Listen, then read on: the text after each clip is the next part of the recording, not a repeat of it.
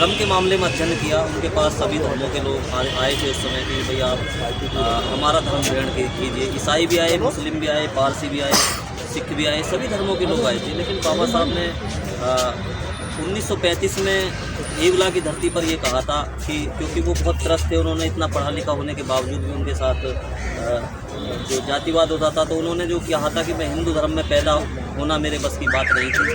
मैं हिंदू धर्म में पैदा जरूर हुआ, ये मेरे बस की बात नहीं थी, लेकिन मैं हिंदू धर्म में मरूंगा नहीं, ये मेरे बस की बात है। तो बाबा साहब ने 14 अक्टूबर 1956 को बौद्ध धर्म ग्रहण किया और ऐसा धर्म दिया बहुजनों को, ऐसा धर्म दिया कि जो आज भी आप पूरे देश में जाएंगे, चाहे बौद्ध गया है, चाहे मध्य प्रदेश का सारूमारू स्तूप है, या सतधारा के सारूमारू स्तूप है, या विदिशा में स्तूप है, तो पूरे देश में जहाँ जहाँ भी जाएंगे वहाँ पे बुद्ध जो है निकलते हैं। आज भी बुद्धों की जब बुद्ध ही नज़र आते हैं।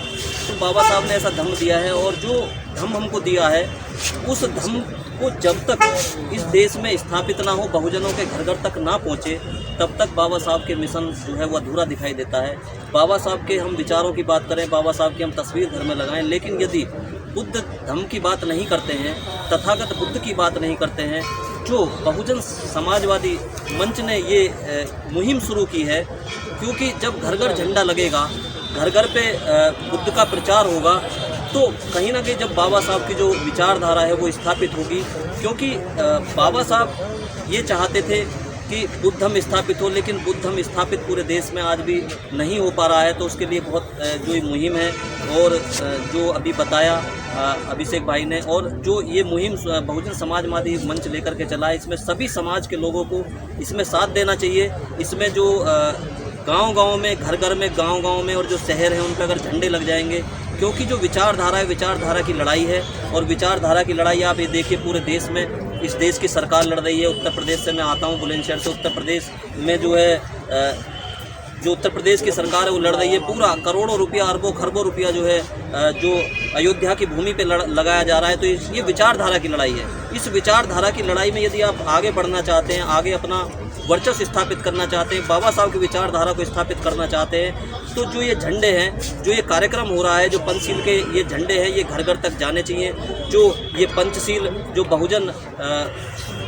बहुजन समाजवादी जो मंच लेकर के चला है, जो पंचशील की जो ये लेकर के चला है कि पाणाति पाता वीरमणि सिक्खा पदम समाधियानी, अदिन्न दाना वीरमणि सिक्खा पदम समाधियानी, कामेषु मिच्छाचारा वीरमणि सिक्खा पदम समाधियानी, मूसावादा वीरमणि सिक्खा पदम समाधियानी, सुरामेज मज्ज पमाठाना वीरमणि सिक्खा पदम समाधियानी।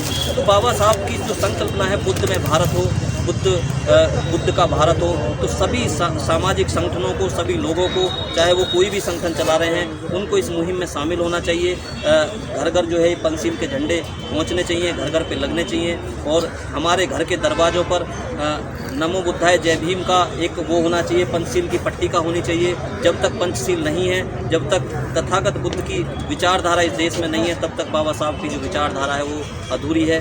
बस मेरा यही कहना है सभी से। आपके सोशल मीडिया के माध्यम से, आपके जो चैनल हैं उनके माध्यम से मुझे सभी को बताना है कि सभी इस विचारधारा में साथ दें, और तथागत बुद्ध की जो विचारधारा है, जो पंचशील है, उसे घर घर तक पहुँचाने का काम करें।